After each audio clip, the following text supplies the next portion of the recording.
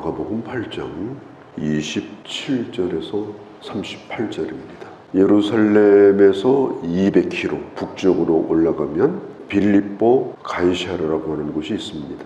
이 도시는 그때 당시 티베리우스 로마 황제의 이름을 따서 붙인 도시가 바로 빌립보 가이사랴입니다. 여기서 예수님께서 제자들에게 매우 중요한 질문을 던집니다. 이제 제자들은 예수님과 함께 3년 동안 공부를 했어요. 말하자면 예수님의 신학교에서 3년 수업을 한 겁니다. 졸업시험을 보는 거예요. 그런데 여러 가지 질문이 아니에요. 딱 한 가지 질문만 주님이 물으십니다. 그게 뭐냐? 예수 그리스도는 누구인가? 우리 예수님은 질문의 천재입니다. 예수님의 질문을 전부 다 뽑아보면 100여 가지가 됩니다. 질문이 왜 중요하냐? 질문은 사람을 생각하게 만들어요. 멍청하게 있다가도 질문을 던지면 그때부터 머리가 막 움직이기 시작합니다. 또 질문은 가만히 있는 사람의 말문을 열게 합니다. 또 질문은 답을 주는 것이 아니라 스스로 답을 찾아가도록 만드는 것이 바로 질문입니다. 예수님은 꼭 답만 찾은 것이 아니라 그 사람의 수준이 어느 정도가 되나, 질문을 하는 것을 보면은 그 사람의 수준이 어떤가 이걸 알 수가 있어요. 그 답에 따라서 운명이 달라지는 단 한 가지의 질문, 이 질문에 대해서 뭐라고 답하느냐에 따라서 영원까지의 결과가 달라집니다. 그것이 뭐냐? 예수 그리스도는 누구냐? 세상의 모든 걸 다 알고 있어도 이걸 모르면 제일 무식한 사람이에요. 세상에 대하여 좀 부족한 게 있어도 이걸 확실히 알면 그는 모든 걸 아는 자와 같은 것입니다. 사람들이 나를 누구라고 하더냐? 어떤 사람은 세례요한이라고도 하고, 어떤 사람은 엘리야라고도 하고, 어떤 사람은 예레미야라고도 하고, 어떤 사람은 선지자 중에 하나라고 합디다. 여기까지는 3인칭입니다. 그건 답이 아니에요. 다른 사람이 예수에 대하여 어떻게 생각하느냐, 이건 중요한 게 아닙니다. 나와 예수님과 어떤 관계인가, 이게 중요해요. 누구에 대하여 아는 것, 그게 중요한 것이 아니라 그를 아는 겁니다. 그가 진짜 누구인가. 우리가 누구에 대해서 아는 거야 뭐 검색해보면 다 나오잖아요. 요즘에는 생년월일까지 다 나오잖아요. 그런데 그가 나와 어떤 상관이 있느냐. 오늘 많은 사람들이 예수를 믿는다고 하면서 예수님에 대하여 그냥 그분에 대하여 알아요. 그냥 남말하듯이, 나와 상관없는 타인을 말하듯이 신앙생활도 타인처럼 하고 고백도 타인처럼 하고 전혀 나와 상관이 없는 예수를 부르고 있는 그런 사람들이 오늘날 적지 않습니다. 그 당시 상당히 많은 사람들이 예수님을 노마를 몰아내고 이스라엘의 왕이 될 사람으로 알고 있던 사람도 있었습니다. 그리스도교, 기독교를 만든 종교 창시자다, 이렇게 알고 있는 사람도 있고, 성인 가운데 하나로 알고 있는 사람도 있고, 사실 예수님 당시도 소수의 종교인들, 그들 말고는 대부분 예수님에 대하여 사람들이 호의적이었습니다. 오늘날도 마찬가지예요. 기독교에 대하여 적대적인 사람은 많아도 예수 그리스도에 대하여 적대적인 생각을 가지고 있는 사람은 별로 없습니다. 중요한 건 뭐냐? 너는 나를 누구라고 생각하는가? 그때 베드로의 대답이 주는 그리스도이십니다. 주는 그리스도이십니다. 그리스도라는 말은 하나님이 보내신 구원자라는 뜻이에요. 마태복음 16장에 보면 아주 구체적으로 잘 나와 있습니다. 주는 그리스도시요 살아계신 하나님의 아들이십니다. 예수님께서 베드로에게 이렇게 말씀했습니다. 네가 복되도다. 그리고 네가 한 고백 위에 교회를 세울 것이다. 교회는 어디에 세워진 거냐?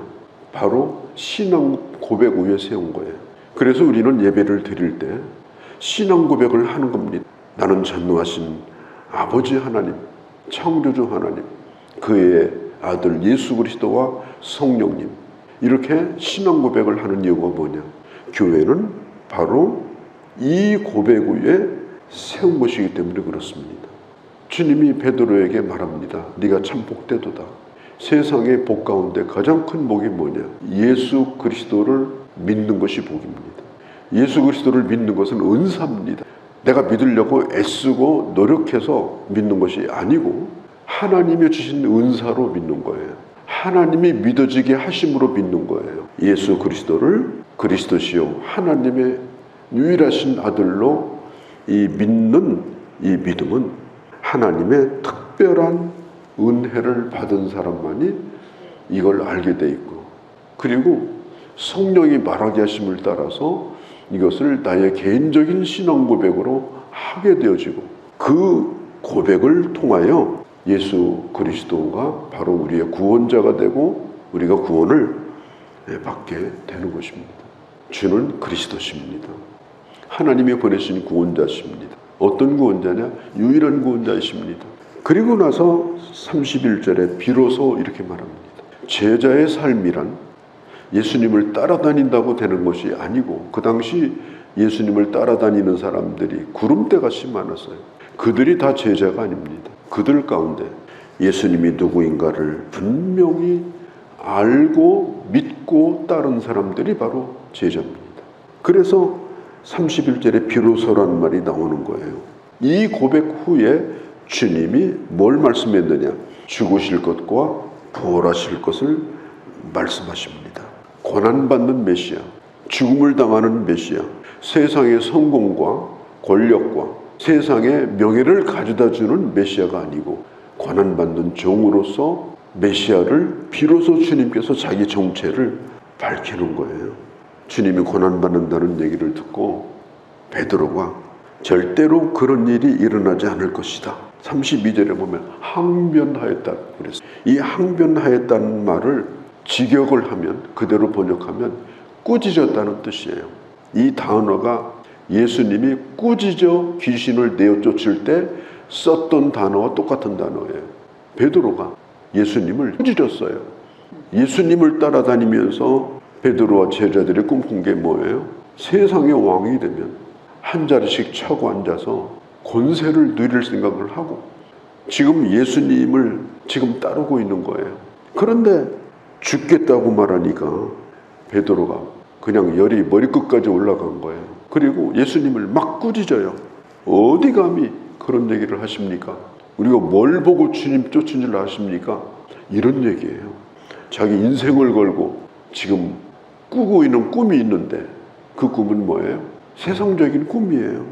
참 기가 막힐 노릇이죠. 그때 주님이 베드로에게 하시는 말씀이 사탄아 내 뒤로 물러서라. 단호하게 거절합니다. 나 생각해 주는 건 너밖에 없다. 혹시 너는 베드로야. 이런 말씀 한마디도 하지 않았습니다. 내가 주님을 지켜드릴게요.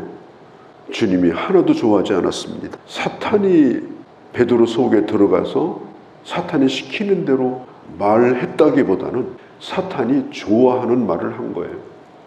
우리도 정신을 못 차리면 사탄이 좋아하는 말을 하고 다닐 수가 있어요. 그러면 결국은 사탄의 도구가 되고 말아요. 그래서 이 고백이 대단히 중요한 겁니다.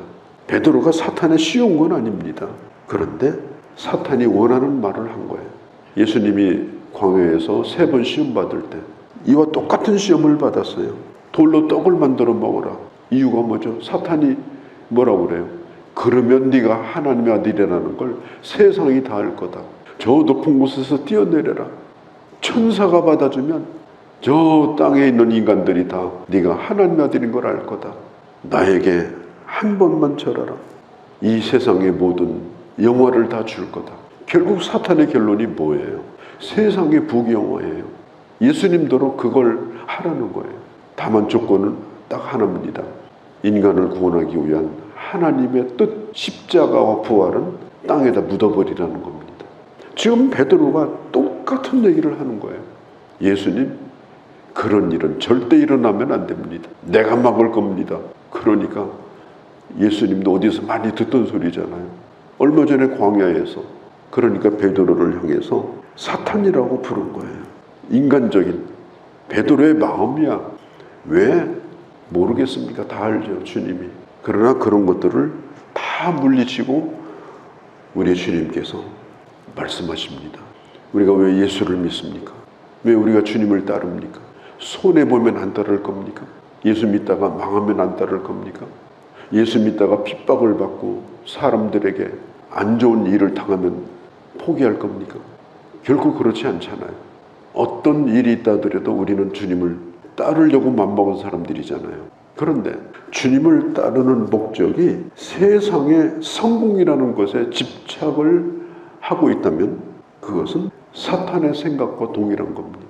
그래서 우리는 바른 신앙 고백이 필요하고, 두 번째는 바른 생각을 가지고 주님을 따르는 제자의 삶이 필요하다 하는 것입니다. 몇 가지 강조를 하셔요. 어떤 마음을 가지고 주님을 따라야 되냐? 자기를 부인하라. 그리고 십자가를 지고 따르라. 그리고 목숨을 잃으면 구원받으리라. 이것들어 역설적인 교훈이라고 그래요. 죽으면 살리라. 잃으면 얻으리라. 오늘 목숨을 잃으면 구원을 얻으리라. 잃는 것은 목숨이에요. 주님 따라가다가 얼마든지 목숨 잃을 수 있어요. 그러나 얻는 것은 뭐예요? 구원이에요. 영생. 우리는 주님을 따르는 것은 어떤 경우에는 목숨까지도 잃을 각오를 하는 것이지만, 그러나 결국 내가 얻는 것은 영원한 생명이다. 그게 바로 목숨은 천하보다 귀하다. 천하보다 더더욱 귀한 것이 있다. 그것이 뭐냐? 바로 영원한 생명이다. 영원히 죽지 않는 영혼의 문제이다. 제자의 길은 뭐냐? 육체적인 생명의 문제가 아니라 결국은 영혼의 문제다. 자기 십자가를 지고 하나님이 어떤 걸 맡겨주든지, 그리고 자기를 부인하고 자기 야망과 자기 세속적인 그 생각을 십자가에 못 박아버리고 주님과 함께 그 십자가를 지고 주님의 그 길을 따라가는 것, 그게 바로 제자의 길이다. 그러면 결국은 부활에 참여하게 되어진다. 영원한 생명을 얻게 되어진다. 누가 나를 조금만 욕해도 우리는 자존심 상해서 견디지를 못해요. 내가 부인되었다고 생각하는 거예요.